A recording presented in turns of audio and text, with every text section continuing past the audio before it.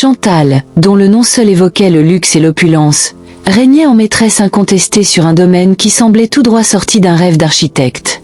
Son château, une merveille de design moderne et raffiné, se dressait tel un joyau de verre et d'acier au cœur d'un parc paysager où la nature elle-même semblait avoir été domptée pour satisfaire ses moindres désirs.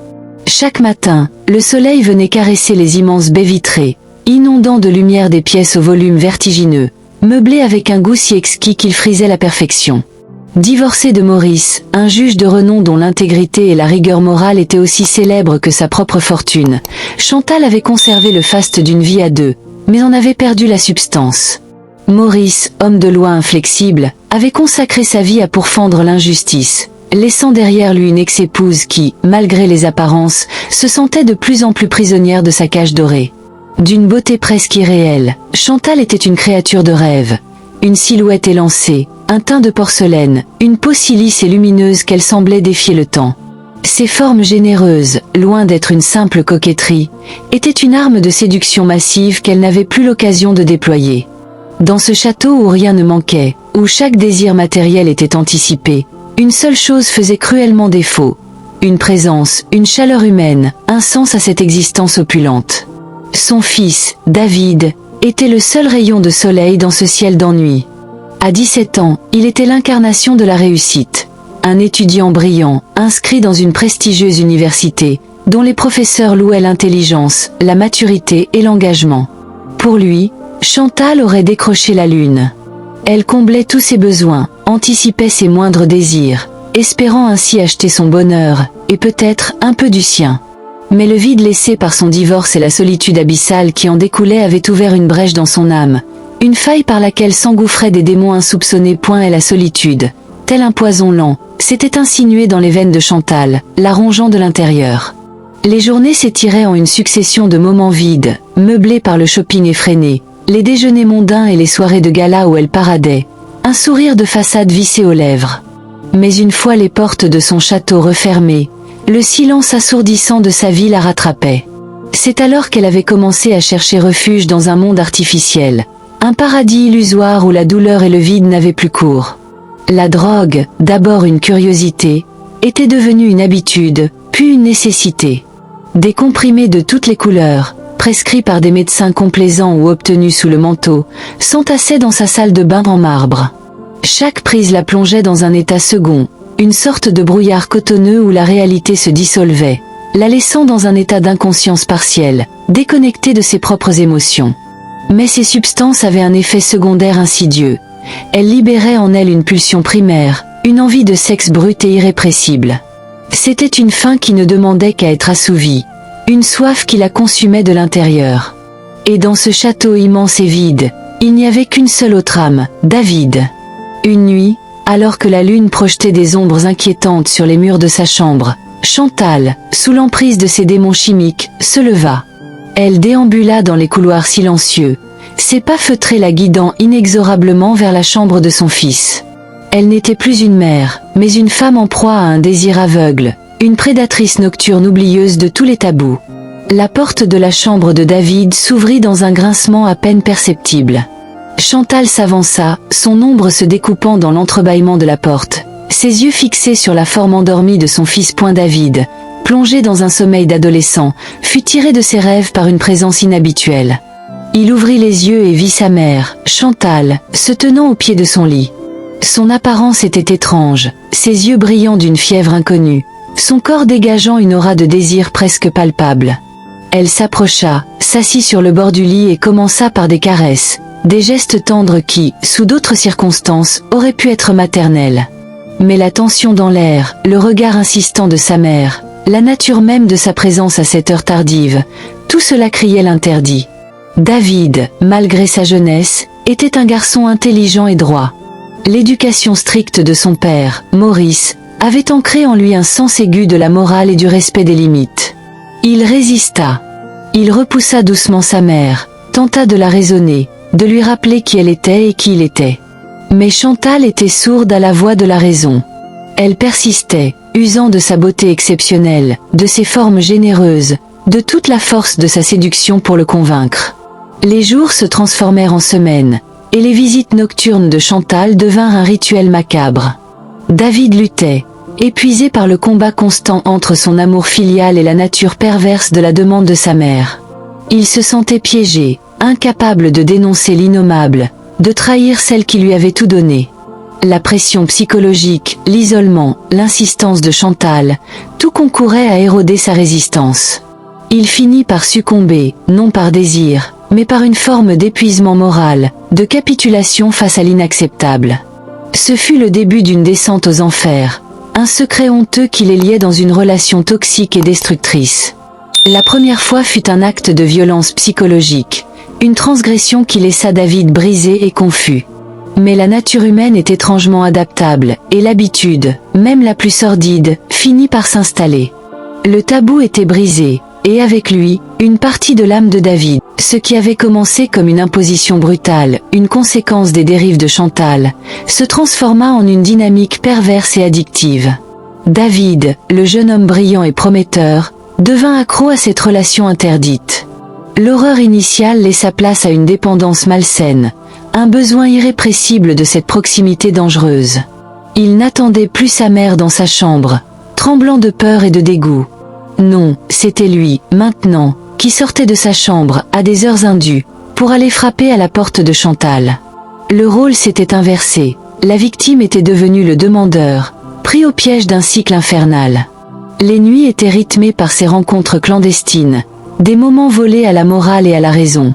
Chantal, toujours sous l'emprise de ces substances, trouvait dans cette relation une satisfaction éphémère, une illusion de comblement de son vide intérieur. David, quant à lui, sombrait dans une confusion émotionnelle totale. Il ne savait plus distinguer l'amour filial du désir charnel, la honte de l'excitation. Cette habitude dévastatrice eut des répercussions immédiates et dramatiques sur sa vie universitaire.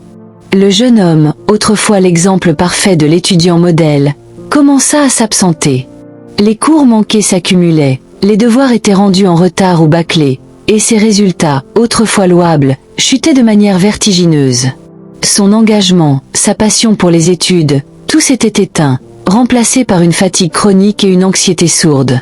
Il était là, physiquement, mais son esprit était ailleurs, hanté par les nuits passées et l'attente de la prochaine transgression. Ce changement radical n'échappa pas aux autorités administratives de l'université. David était une étoile montante, un espoir, et sa chute était trop soudaine, trop brutale pour être ignorée. Une enquête discrète fut ouverte, menée par des professeurs et des conseillers d'orientation préoccupés. Ils cherchaient une explication rationnelle. Une déception amoureuse, un problème de santé, une pression académique trop forte. La vérité, cependant, était bien plus sombre et inimaginable. L'enquête de l'université, menée avec la plus grande discrétion, commença par interroger les amis, les professeurs et les camarades de David. Tous témoignaient d'un changement radical, d'une métamorphose inquiétante. Le jeune homme, autrefois si sociable et plein d'entrain, était devenu renfermé, fuyant le regard des autres, portant les stigmates d'un secret trop lourd à porter. Les enquêteurs se concentrèrent ensuite sur son environnement familial, le seul facteur qui semblait avoir changé récemment, avec le divorce de ses parents. C'est en recoupant les informations, en analysant les relevés de présence et les notes, et en interrogeant subtilement David lui-même, que la vérité, dans toute son horreur, commença à émerger. Les enquêteurs découvrirent l'existence des visites nocturnes, des absences répétées de David de sa chambre, et le comportement étrange de Chantal, souvent aperçu dans un état second. La conclusion fut un choc. Le changement de David n'était pas dû à une simple crise d'adolescence ou à un problème académique, mais aux pratiques sexuelles que sa mère lui imposait, et auxquelles il avait fini par s'habituer. Le rapport, rédigé avec une prudence extrême, fut transmis aux plus hautes instances de l'université, qui décidèrent immédiatement de prendre des mesures. La situation, dépassant largement le cadre académique, prenait une tournure grave, nécessitant l'intervention des autorités légales. L'université, soucieuse de protéger David et de respecter la loi, contacta Maurice, le père de David. Le juge, l'homme qui avait fait de la lutte contre l'injustice sa raison de vivre, fut anéanti par la nouvelle. L'horreur de la situation, le fait que son ex-femme, la mère de son fils, soit l'auteur de tels actes, le laissa dans un état de choc et de fureur froide. Pour Maurice, cette affaire n'était pas seulement une tragédie personnelle, c'était une violation flagrante de tout ce en quoi il croyait. Son sens du devoir, sa rigueur morale, tout le poussait à agir. Il ne pouvait pas laisser cette injustice impunie. Maurice, le juge respecté, l'homme de droit, se transforma en père blessé, mu par une détermination inébranlable. Il prit le dossier en main, le traitant avec la même rigueur et la même impartialité qu'il appliquait à toutes ses affaires, mais avec une douleur personnelle qui le rongeait de l'intérieur. Il saisit le tribunal, déposant une plainte formelle contre Chantal pour abus sexuels et mise en danger de son fils. La nouvelle fit l'effet d'une bombe dans la ville. Le scandale éclata, éclaboussant la haute société, mêlant l'opulence du château de Chantal à la noirceur de ses pratiques. Les journaux s'emparèrent de l'affaire, décrivant avec des détails sordides la chute de la milliardaire et la détresse de son fils. Chantal, sortie de son brouillard artificiel par la brutalité de la réalité, se retrouva face à l'abîme. Son monde, construit sur l'illusion et le luxe, s'écroulait. Elle fut arrêtée, son image de femme fatale et inaccessible se fissurant sous le poids des accusations. David, quant à lui, fut pris en charge par son père. Le jeune homme, désormais libéré du joug de sa mère, entama un long et douloureux processus de reconstruction. Il était à la fois victime et complice, et la culpabilité le rongeait. Maurice, malgré sa colère, fit preuve d'une patience et d'un amour infini pour aider son fils à retrouver le chemin de la vie normale. Le procès de Chantal devint l'événement médiatique de l'année. Le juge contre la milliardaire, l'intégrité contre la débauche, la justice contre l'inceste. Les témoignages se succédaient, décrivant la descente aux enfers de Chantal, sa dépendance aux drogues, et l'emprise qu'elle avait exercée sur son fils. Le château, autrefois symbole de son triomphe, devint le théâtre de sa chute. Le verdict fut sans appel. Chantal fut reconnue coupable, sa peine à la hauteur de la gravité de ses actes. Maurice avait gagné la bataille légale, mais la guerre contre la douleur et le traumatisme de son fils ne faisait que commencer. Le silence retomba sur l'affaire, mais les cicatrices, elles, restaient. Le château fut mis en vente, et David, avec son père, déménagea, cherchant à se reconstruire loin du faste et de la noirceur de son passé. L'histoire de Chantal, la milliardaire déchue, devint une légende urbaine, un conte moral sur les dangers de l'opulence sans âme et de la solitude. Le temps, ce guérisseur implacable, s'écoula, mais les échos de l'affaire Chantal continuaient de résonner, non seulement dans les colonnes des journaux, mais surtout dans l'intimité des vies brisées. David, sous la garde aimante et structurante de son père, Maurice, tentait de recoller les morceaux d'une adolescence volée. Le déménagement dans une ville nouvelle, loin des regards curieux et des murmures incessants, fut une première étape cruciale. Maurice, le juge inflexible, se révéla être un père d'une tendresse inattendue, mettant de côté sa carrière pour se consacrer entièrement à la guérison de son fils. Il avait compris que la justice des hommes, bien que nécessaire, n'était qu'une partie de la solution.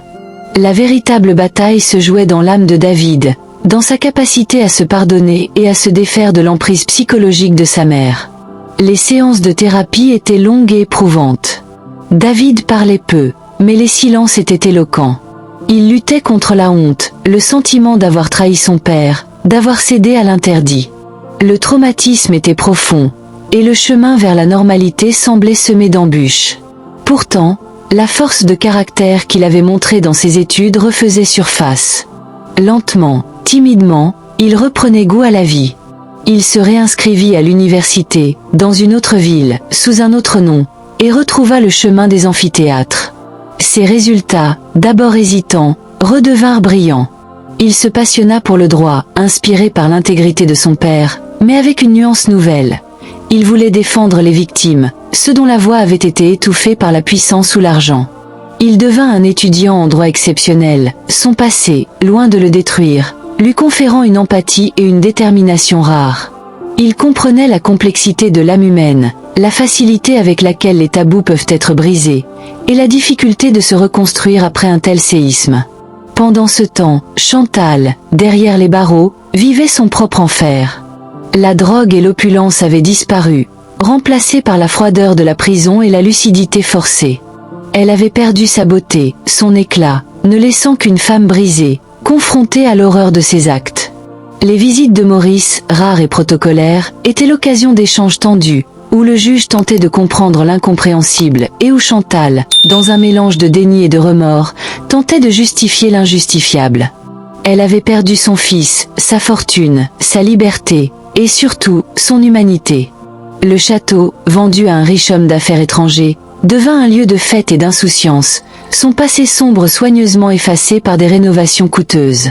Mais pour ceux qui connaissaient l'histoire, les murs de verre et d'acier continuaient de résonner des cris silencieux de David et des pas feutrés de Chantal. L'histoire de la milliardaire et de son fils devint un cas d'étude pour les psychologues, un avertissement pour les parents, et un rappel brutal que l'argent ne peut acheter ni le bonheur, ni la morale. David, devenu avocat, se spécialisa dans la défense des victimes d'abus intrafamiliaux. Il ne cherchait pas la vengeance, mais la justice, et surtout, la reconstruction. Il avait transformé sa douleur en force, son traumatisme en vocation. Il avait appris que la véritable richesse n'était pas dans l'opulence matérielle, mais dans la résilience de l'esprit humain. Son histoire, bien que tragique, devint un témoignage de la capacité de l'homme à se relever, à se reconstruire, et à transformer les ténèbres en lumière. Il ne revit jamais sa mère, choisissant de se protéger pour mieux avancer. Maurice, fier de son fils, retrouva un sens à sa vie, une nouvelle mission, être le pilier de David. L'histoire de Chantal, la femme d'une beauté exceptionnelle et d'une richesse insolente, se termina comme une tragédie grecque moderne, un rappel brutal que les plus grandes fortunes peuvent cacher les plus grandes misères. Et David, le jeune homme brisé, devint un homme fort, un défenseur de la justice, portant en lui les cicatrices d'un passé qu'il avait réussi à transcender. Il avait gagné sa liberté, non pas en fuyant, mais en affrontant la vérité, en se pardonnant, et en choisissant la lumière plutôt que l'ombre. La fin de l'histoire n'était pas un point final, mais un nouveau chapitre, celui de la résilience et de la rédemption. Il avait appris que le véritable amour n'est pas dans la possession, mais dans le respect, et que la plus grande richesse est celle du cœur.